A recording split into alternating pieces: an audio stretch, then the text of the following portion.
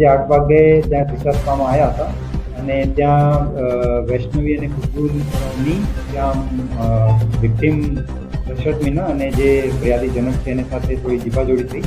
વિશાલને એવું બીક લાગી કે એની ગર્લફ્રેન્ડ વૈષ્ણવી જોડે આ મરણ જનારે જીવાજોડી કરી છે, તો એની કાર રાખીને એ પોતાના 4 મિત્રો સાથે રાત્રે આવીને મારપીટ કરી.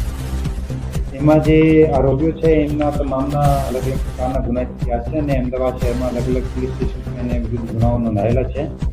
એમાં જે કિશન ચુનારા ઉપર પ્રોહિબિશનનો ગુના છે અને ચોરીનો પણ ગુનાઓ છે. રોહિત ઉર્ફે ગબ્બર રાજપૂત ઉપર મારામારીનો અને ખૂનની કોશિશનો ગુનો છે. વિશાલ બારોટ ઉપર પણ મારામારીનો અને ચોરીના ગુનાઓ નોંધાયેલા છે અને કરણ ચુનારા ઉપર દારૂના અને મારામારીના અલગ અલગ ગુનાઓ. એ જે વૈષ્ણવી અને ખુશ્બુ જે ત્યાં લોટસ સ્પામાં કામ કરે છે એ અગાઉ થોડા માસ પહેલાં અહીંયા ટીશા સ્પા ઉપર હતી, તો એમને એવું લાગ્યું કે અમે અહીંયાથી છોડીને ત્યાં ગયા છે, એની કાર રાખીને એ પોલીસ દ્વારા અમારી ઉપર રેડ કરાવી. એ બંને વચ્ચે વાતચીત એવું આ બાબતમાં થઈ હતી, જ્યાં જે લોટસ સ્પાના જે માલિક છે એવું કહેતા હતા કે તમે અમારા ઉપર રેડ કરી છે.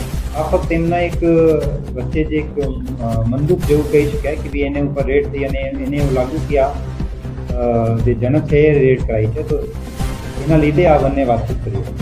આ મોટા ભાગે કહી શકાય કે ભાઈ એને ઉપર આ રેડ થઈ અને એક શંકા લાગી કે એ જનક કર્યું છે અને એને કારણે એક ઘણા બન્યું, પણ જે મર્ડરનો મોટિવ મુખ્ય રૂપે આ નથી. મર્ડરનો મોટિવ જે છે એ જ્યારે આ જીબાજોડી થઈ અને વિશાલને એવું લાગ્યું કે એની ગર્લફ્રેન્ડ વૈષ્ણવી જોડે જીબાજોડી થઈ છે, એને કારણે આ એને હત્યાનો પ્રયાસ કર્યો છે.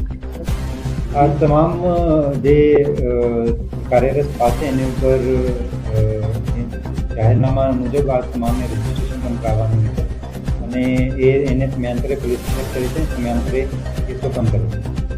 આ જનક એ વખત જ્યારે આ 5 લોકો આવ્યા તો ટીશા ત્યાં દશરથ મીના જે વિક્ટીમ છે એ હાજર હતો અને એને સાથે મારપીટ કરી. એ વખતે જનક એ જગ્યા ઉપર હાજર ન હતો, જેના કારણે એને સાથે એ વખતે કોઈ બનાવ નથી.